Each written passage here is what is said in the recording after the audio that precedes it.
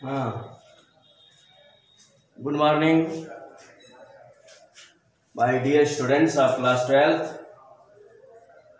जैसा कि आपको पता है कि मैं पिछला वीडियो आपके इंग्लिश प्रोज चैप्टर 1 जिसका नाम है a girl with A basket, writer का नाम है विलियम सी डगलास, से पहला पैराग्राफ की वीडियो मैंने भेजा था, उसके अर्थ को समझाया था। आज जो है पैराग्राफ सेकंड की वीडियो में भेज रहा हूं, जिसे ध्यानपूर्वक आप वीडियो के माध्यम से और अपने बुक के माध्यम से समझने का प्रयास कीजिए, क्योंकि इससे क्वेश्चन भी आता है, एक्सप्लेन भी करने के लिए आता है। पैराग्राफ सेकंड है the route lay through one of the richest of India's agricultural areas. यह पहला सेंटेंस है।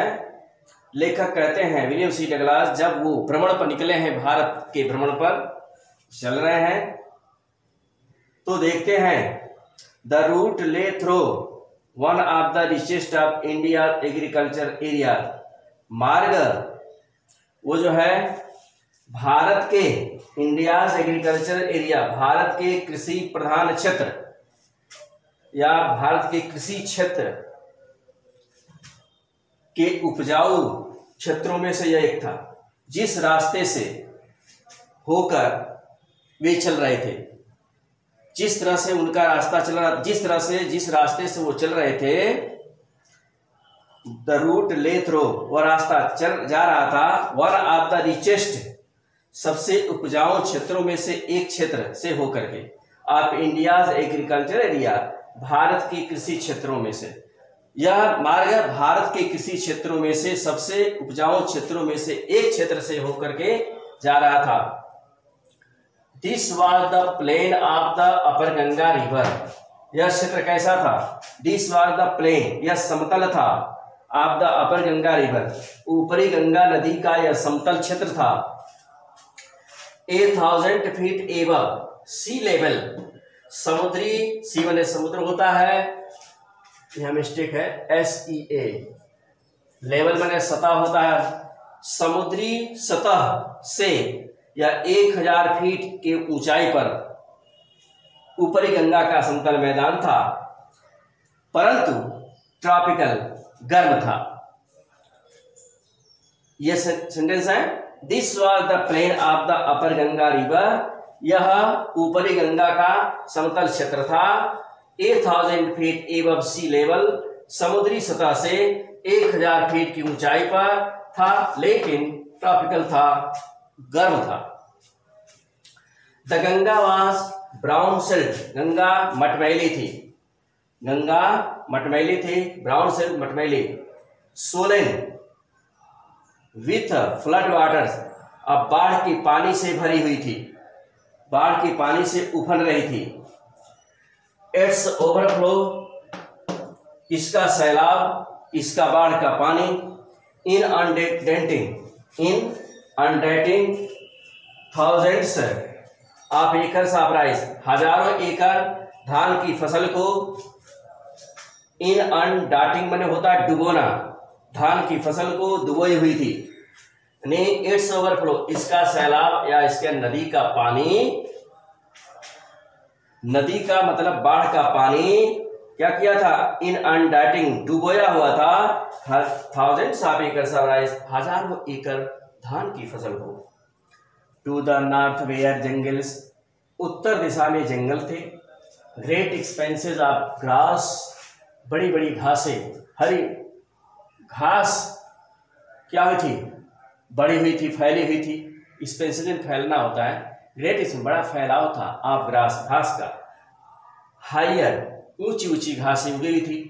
दैन ए मैन्स हेड, एक मनुष्य के सिर से ऊंची ऊंची घासें उगी हुई थी।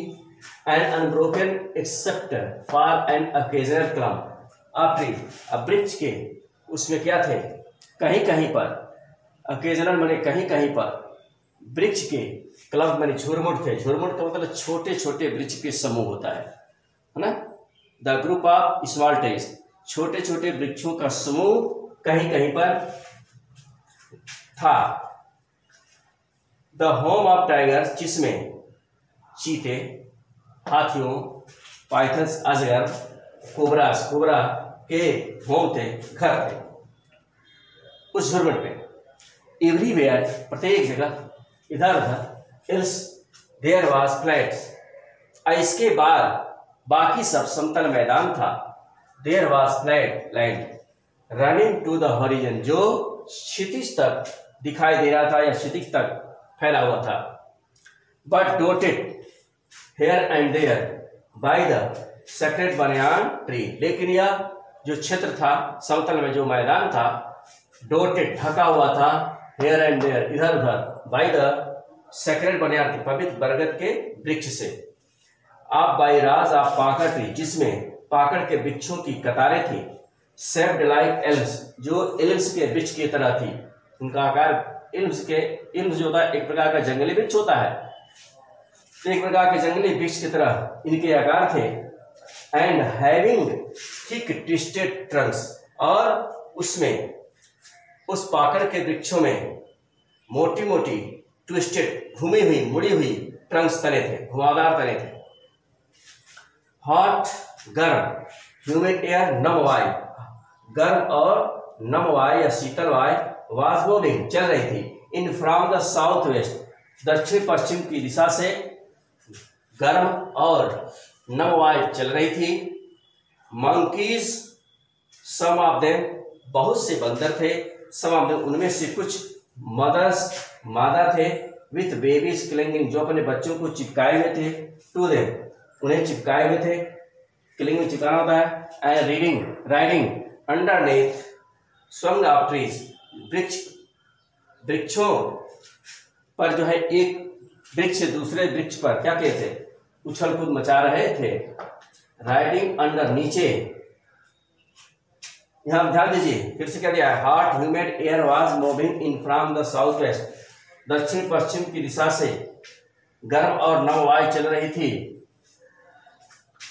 Monkeys, some of them mothers, कुछ उसमें से मादा बंदर थे। With babies clinging to them, जो अपने बच्चों को चिपकाए हुए थे, है ना, गोद में। एंड रीडिंग राइडिंग अंडरनेथ, और जो उनके नीचे सवारी कर रहे थे, नीचे लगे हुए थे उनके बच्चे। Swung of trees at the station, स्टेशनों पर, वृक्षों पर उछल रहे थे, स्वंग कर रहे थे, छलांग लगा रहे थे। विथ बेबीज, नहीं, लुकिंग फॉर फूड, भोजन के लिए इधर उधर वृक्षों पर क्या कर रहे थे, स्वंग कर रहे थे, उछल कूद मचा रहे थे। द विलेजेस, वे गांव, जहां से वी पास्ड, हम जा रहे थे, गुजर रहे थे। Had walls made of mud, जिन उनकी दीवारें गारे से बनी हुई थी। देखिए, मेड ऑफ मड, मड में कीचड़ होता है, मिक्स्ड मैंने मिला हुआ विथ वाटर, वह मिट्टी जो पानी से मिली हुई हो तो उसको गारा कहते हैं। तो वह वहां गांव की दीवारें जो थी वह मिट्टी से या गारे से बनी हुई थी। एंड काउ डंग, और उसमें गाय का गोबर लगा हुआ था। देयर पिग्ड रोफ्स, उनके नुकीले छत, पिग्ड में नुकीला होता है, नुकीले छत। वेयर थेज, छाए गए थे। Bundles of grass tied to bamboo poles, बांस की बल्लियों पर जो है बंडल्स ऑफ ग्रास टाइड, घास जो है गट्ठर बांधे हुए थे। स्ट्रेच्ड अक्रॉस द रैफ्टर, जो बल्लियों के सहारे फैलाए गए थे। दैट डे, उस दिन, द पंपकिन वाइन्स, कद्दू की टहनियां या लताएं, दैट ग्रीव ओवर, जो ऊपर तक बढ़ी हुई थी। देम वेयर इन ब्लूम, जिसमें फूल लगे हुए थे। ट्रेलिंग स्टिक्स ऑफ येलो, जो है पीले रंग की धारियां, ट्रेलिंग में धारियां होता है। ओवर ड्राइव वॉल्स, मटमैली दीवारों पर फैली हुई थी। ड्राइव में मटमैली वॉल्स में दीवारें होता है।